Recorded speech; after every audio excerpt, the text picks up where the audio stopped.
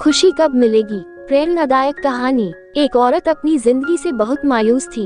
किसी को भी उसके दुख का कारण नहीं समझ आता था, क्योंकि न उसके पास पैसों की कमी थी, न उसकी पर्सनल लाइफ में कोई इशू था, और ऊपर से वो देखने में भी बहुत खूबसूरत थी। सब सोचते भला अब इसे और क्या चाहिए खुश रहने के लिए। वो कई साइकोलॉजिस्ट से मिली, पर सारे उपाय बेकार गए और धीरे धीरे उसकी मायूसी सुसाइडल थॉट्स में बदलने लगी। उसे लगा इस दिखावटी दुख भरी जिंदगी से अच्छा तो मर जाना है, और यही सोचकर वह अपनी कार शहर से कुछ दूरी पर मौजूद एक पहाड़ी की ओर जाने लगी। पहाड़ी पर पहुंचने से कुछ ही पहले उसे एक गांव के बाहर एक अधेड़ उम्र का आदमी दिखा, जो आवारा कुत्तों को रोटियां खिला रहा था। उसके चेहरे की खुशी और आंखों का संतोष देखकर उस औरत से रहा नहीं गया।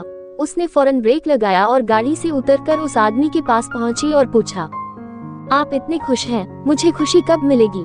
आदमी मुस्कुराया और बोला, अगर तुम मुझसे 6 महीने पहले मिली होती तो शायद तुम्हें मुझसे दुखी इंसान पूरी दुनिया में कोई नहीं दिखता। मेरे जवान बेटे को मेरी आंखों के सामने एक कार कुचल कर चली गई। उसके मरने के गम में मेरी जीवन साथी, मेरी वाइफ भी कुछ ही महीनों में दुनिया छोड़कर चली गई। महीनों तक मैंने मुंह से एक शब्द नहीं निकाला, एक जिंदा लाश की तरह इधर उधर घूमता रहा। लेकिन पिछली सर्दियों में जब मैं घर लौट रहा था, तभी मुझे लगा मेरे पीछे कोई आ रहा है। देखा तो एक छोटा सा पपी अपने नन्हे पैरों से मेरे पीछे पीछे चला आ रहा था। उससे पीछा छुड़ाने के लिए मैं जल्दी जल्दी अपने घर की तरफ बढ़ने लगा, पर वो मेरा पीछा छोड़ने को तैयार ही नहीं था। मैं गेट खोलकर जल्दी से अपने घर में घुस गया। जब खाना खाकर मैं सोने ही वाला था कि उस पपी के रोने की आवाज मेरे कानों में पड़ी। खिड़की से देखा तो वो वही गेट के बाहर ठिठुर रहा था। मेरा दिल पसीज गया। मैंने एक पुराना कंबल उठाया और पपी को उसमें रखकर अंदर ले आया। मैंने फट से थोड़ा सा दूध गर्म किया और उसे पिलाने लगा।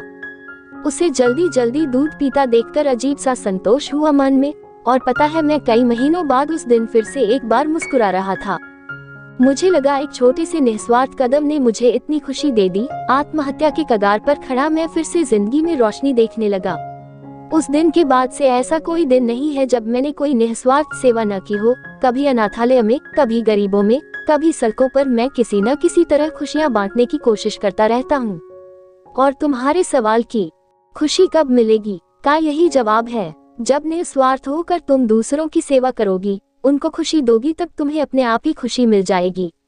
अब औरत उस आदमी की बात समझ चुकी थी। उसने गाड़ी वापस घुमाई। उसे पता चल चुका था कि अब उसे क्या करना है।